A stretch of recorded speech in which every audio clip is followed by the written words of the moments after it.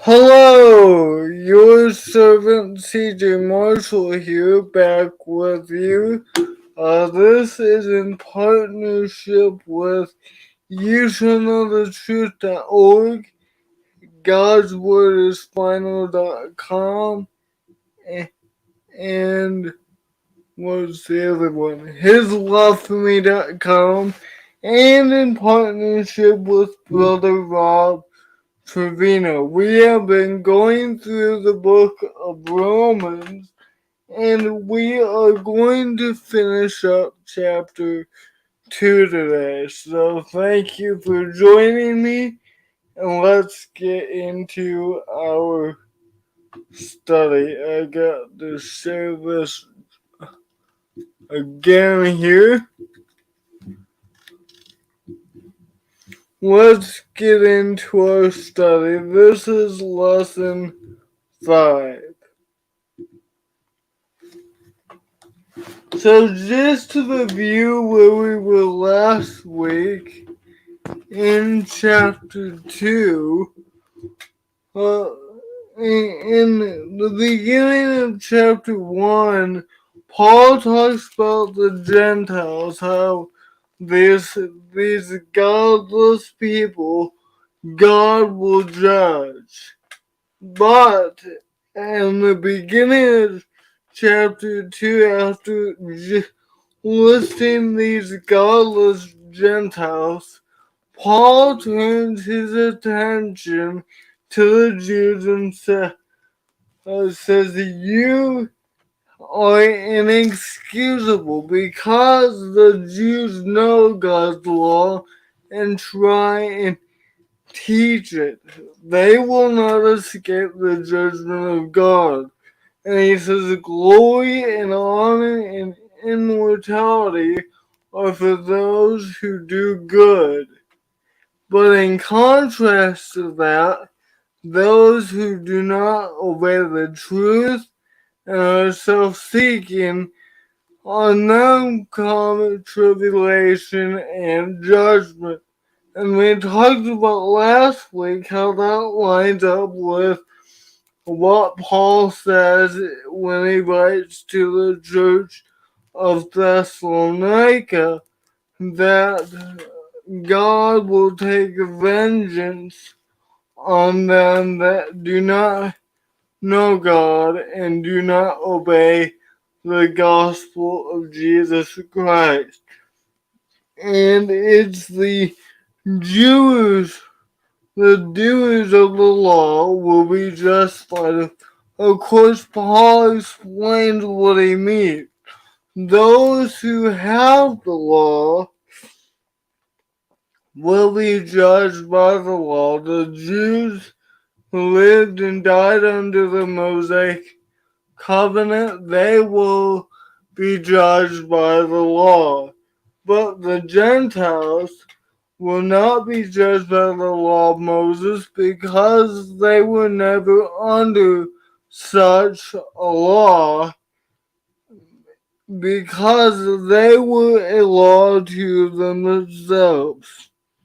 Notice, verse 14, Paul says this, for when Gentiles who do not have the law by nature do the things in the law, these, although not having the law, are a law to themselves, who show the work of the law written in their hearts, and their conscience also bearing witness, and between themselves their thoughts accusing or else excusing them. And so the Gentiles were not going to be judged by the law, but the law of Moses. They had an unwritten law. They were going by their conscience. And I think it can be implied by the text that God had revealed something to them, because the text seems to imply that God is somehow going to somehow going to hold them accountable. So we're not sure exactly what the Gentiles were, what type of law, type of government they were under, because the Bible narrative mainly focuses on the Jewish people, and the Gentile people are pictured in the Bible as the enemies of God.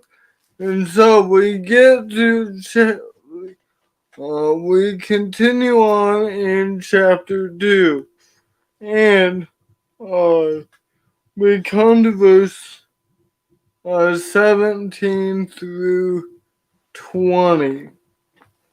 Let's read 17 through 24.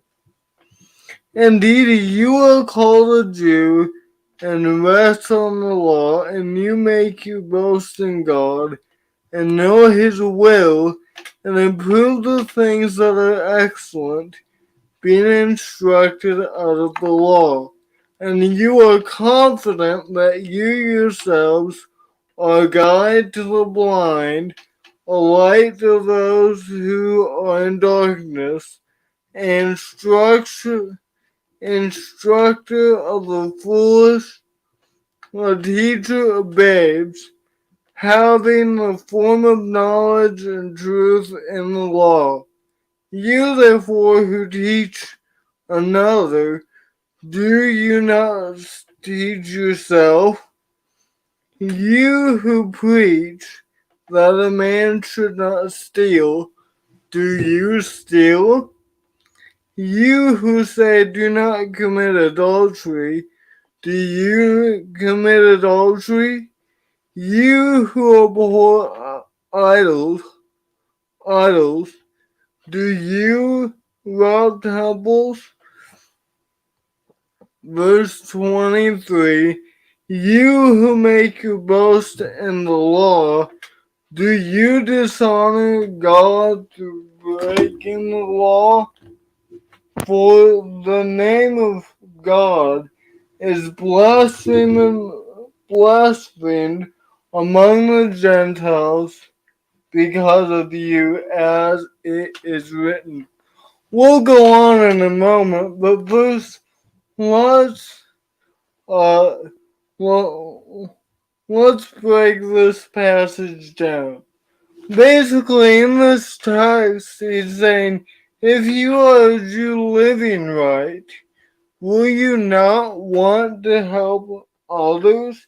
And he's also saying that they are teaching the law of Moses, but since they are now Christians, they broke the very law uh, of Moses that they are trying to bind on the Gentiles. See, the Jews wanted the Gentiles to be under bondage to the law of Moses. That they were making them proselytes. They were saying, we have God, and you Gentiles have to become just like us. And Paul is writing this book to unite the two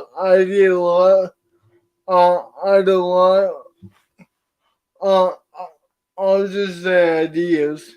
The two ideas of Jew and Gentile, the two ways of life. And so he says in verse 17, if you rely on God and make you boast in the law, and you know what is excellent, and show yourself a guide to the blind, you guys are confident that you have every things straightened out, you are keeping the law of Moses. The next section says, are you doing what you're supposed to do? You're being so pious and saying, we have the law of Moses, but are you doing what you're supposed to do? You Jews are looking down on Gentiles, but are you doing what you're supposed to? Well, are you practicing what you teach? Is basically what he is talking about in the next section. Do you commit adultery? You who say do not commit adultery, do you commit adultery? You who abhor idols, do you rob temples? Do you hold on to idols? Do you break the law? Well, the obvious answer is if they're going to be living under the law of Moses and they've already converted to the law of Christ, they have broke these commandments that were set forth in the law of Moses. Not that they've committed adultery or bowed down to an idol, but they broke the Ten Commandments by leaving the covenant. They didn't break the laws per se in the covenant, but they left these laws. And so in verse 25,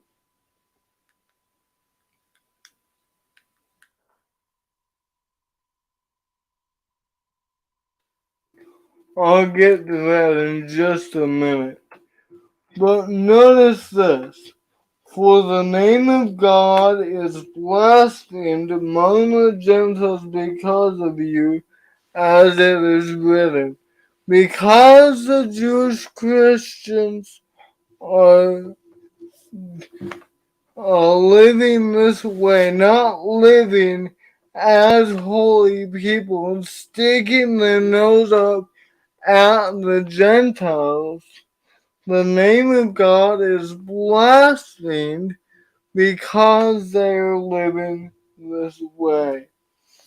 Let's read now verses 25 through 29. He's going to talk about circumcision.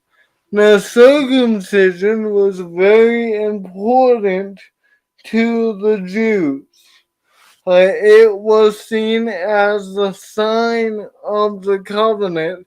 In this next section, Paul says that avails nothing. So let's read these three verses.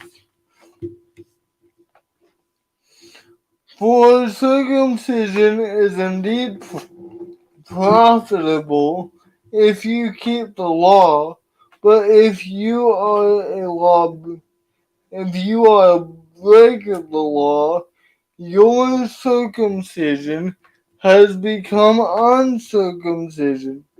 Therefore, if an uncircumcised man keeps the righteous requirements of the law, will not his uncircumcision be counted as circumcision? And will not the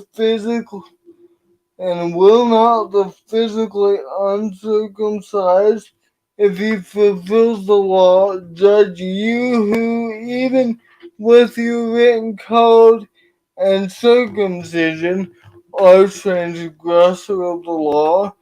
For he is not a Jew who is one outwardly, nor is circumcision that which, which is outward in the flesh, but he is a Jew who is one inwardly, and circumcision is that of the heart, in the spirit, not in the letter, whose praise is not from men, but from God.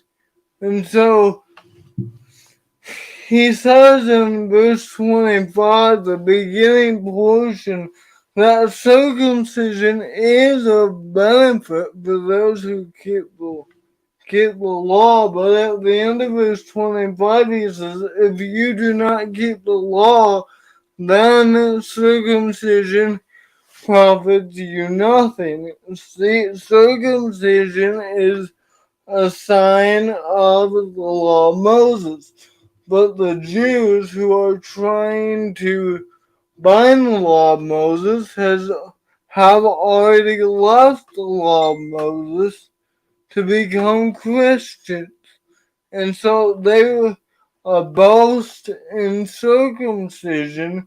Their boast in the law is, in fact, useless. And then he asks a question. If a man keeps the law without circumcision, is he justified? Well, no. Circumcision is a is a seal of the law. You can't keep the law without being circumcised. Circumcision was a sign of the covenant. But if an uncircumcised man keeps the righteous requirements of the law, will not his uncircumcision be counted as circumcision? Doesn't this shed a bad light on you, he says? And here's the point. The circumcision of the heart matters, not the circumcision of the flesh. For verse 28, for he is not a Jew who is one outwardly, nor is circumcision that which is outward in the flesh, but he is a Jew who is inwardly, and circumcision that is the heart, in the spirit, not in the letter. And so the spiritual circumcision, you can tie that with Colossians 2:10-12, where Paul says there that baptism is where God cuts the sin from off the heart. That's what matters, having a pure heart and a pure conscience, not being trying to keep the law even though you broke it by leaving the covenant. And so Paul is illustrating the point he made earlier in verses 22 and 24, how they were breaking the very law, the very covenant that the Jews were trying to enforce by being under a different covenant. So let's end this time together with chapter 3, verses 1-8. What advantage then has the Jew, or what is the profit of circumcision? Much in every way, chiefly because to them were committed the oracles of God. For what if some did not believe? Will their unbelief make the faithfulness of God without effect? Certainly not. Indeed, let God be true and every man a liar, as it is written, that you may be justified in your words and overcome with when you are judged. But if our unrighteousness demonstrates the righteousness of God, what shall we say? Is God unjust who inflicts wrath? I speak as a man. Certainly not. For then how will God judge the world? For if the truth of God has increased through my life to his glory, why am I also still judged as a sinner? Why not say, let us do evil that good may come, as we are slanderously reporting, and, and, and some affirm that we say. Their condemnation is just. What advantage has the Jew over the Gentile? Chapter 3, verse 1. Much advantage. The Jews were first entrusted with the oracles of God. Remember back in chapter 1, he says the gospel was delivered first to the Jews and to the Greeks, and the first time they entered into a covenant was in Exodus 19 and 20, and Deuteronomy 5 tells us that covenant wasn't for us. It was for the Jews. Remember, they are up on Mount Sinai, and they are entrusted with God's covenant. And he says in verses 3 and 4, what if some did not believe? God was faithful. Was the faithfulness of God made no effect? Did God stop being faithful? No, God was faithful to them even when they were unfaithful. Examples of this: when Israel is wandering in the wilderness and they're complaining, we're hungry, we're thirsty. Why did you leave us out here to die? We want to go back to Egypt. What did God do? He rained down manna from the heavens. He brought forth water from the rock. At every turn, God was faithful to an unrighteous generation. So here's a question. If that was so, if the Jews' unrighteousness shows the righteousness of God, is God unrighteous for afflicting the Jews? I mean, if God's just going to show his power by dealing with the Jews' evil, isn't that a good thing? Shouldn't the Jews still keep doing evil? No, certainly not. For how then, uh, how then could God judge the world justly? He would be the means of evil. If all righteousness is reflected of God's righteousness, how could God judge the world justly? He could not. If Paul's unrighteousness, uh, unrighteous lying actually benefits the truth, why is he condemned? If righteousness is wickedness is bliss, and God gets to display power and just gets to work the situation out and helps the unrighteous, we Should we get to continue in unrighteousness so God can continue providing and saving his people? Certainly not. Why not do evil so that good may come, thereby earning God's favor? And Paul says that is a slanderous accusation that people that Paul is accusing the apostles of.